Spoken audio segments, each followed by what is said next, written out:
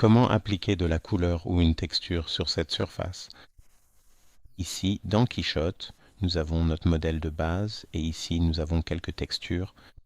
Ce sont des textures téléchargées depuis texture.com et je les ai réenregistrées au format PNG parce que GrabCAD Print ne lit pas les fichiers TIFF par défaut. Et ici, on peut voir qu'il s'agit de la carte de hauteur. Ainsi, les zones blanches représentent les points hauts et les zones noires représentent les points bas. Et puis, nous avons aussi une carte de couleur. Ceci représente donc du corail. J'ai modifié légèrement ces couleurs par rapport à l'original, simplement selon mes préférences.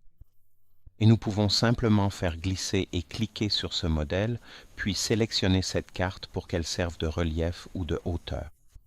Et je peux importer ma texture de couleur et la sélectionner comme couleur.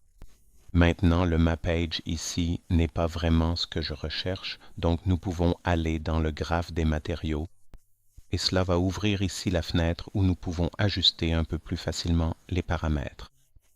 Allons dans les unités de scène et réduisons certains de ces paramètres. D'accord. C'est une belle dispersion.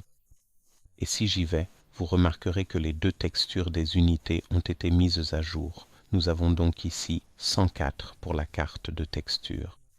Et si je double pour la carte de relief, et si je double-clique également sur l'autre carte, elles sont liées ensemble. Maintenant, ce que je vais faire, c'est que je vais aussi venir ici et fusionner les jointures de la texture. Ah, je vais changer le type de mapping avant de faire cela. Choisissons le triplanaire et fusionnons les jointures. Mettons 20 par exemple et nous ajusterons un peu cette échelle.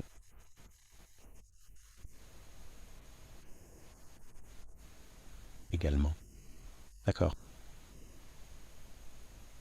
Nous pouvons aussi déplacer la position de la texture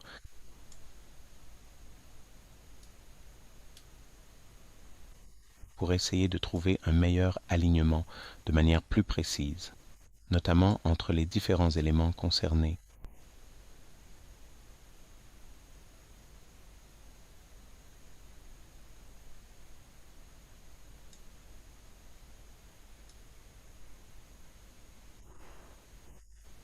Il peut être difficile d'obtenir un alignement parfait partout, mais on peut jouer avec, et ce n'est pas mal. Donc, je vais dire que ça me convient pour les besoins de cette démonstration. Maintenant, nous avons deux options. Ici, j'ai mon bump, et nous pouvons par exemple changer la hauteur du bump. Mettons 3 mm. Et là, on peut voir que ce relief a été simulé. Je peux ensuite l'exporter. Donc, cela pourrait être déplacé et je pourrais importer cela dans GrabCAD et, à l'intérieur de GrabCAD, appliquer ou faire appliquer le déplacement directement avant l'impression. Et cela permet de garder la taille de mon fichier réduite. De plus, je pourrais appliquer le déplacement ici, dans Quichotte. Je devrais alors exporter uniquement la géométrie du modèle déplacé, puis la réimporter dans Quichotte et appliquer la texture de couleur. Actuellement, il n'est pas possible de faire les deux lors de la même exportation. Voici donc ce que je dois faire pour effectuer le déplacement. Il faut aller dans la géométrie, sélectionner le nœud de déplacement, puis l'amener dans le déplacement et ensuite l'intégrer à la géométrie. Ensuite, je peux double-cliquer sur le déplacement et changeons cela à cette hauteur de 3 mm. Et nous allons ajuster la taille de nos triangles, puis cliquer sur les nœuds de géométrie.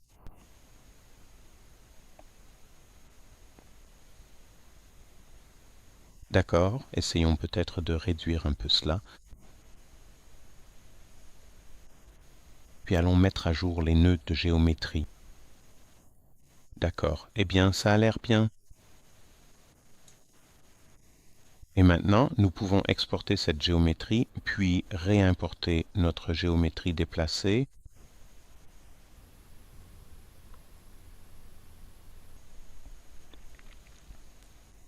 D'accord.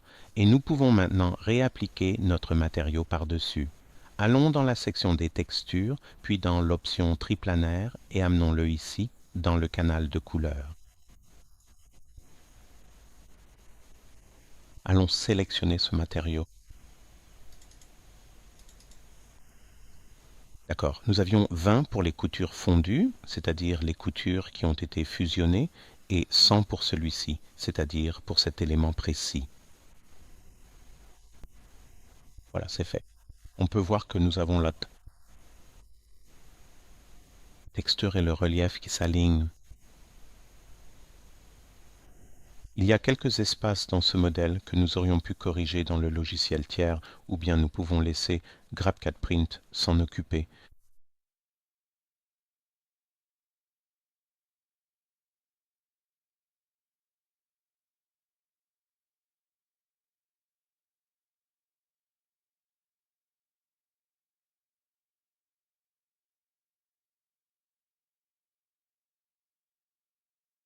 Ou bien nous pouvons laisser GrabCAD Print s'en occuper.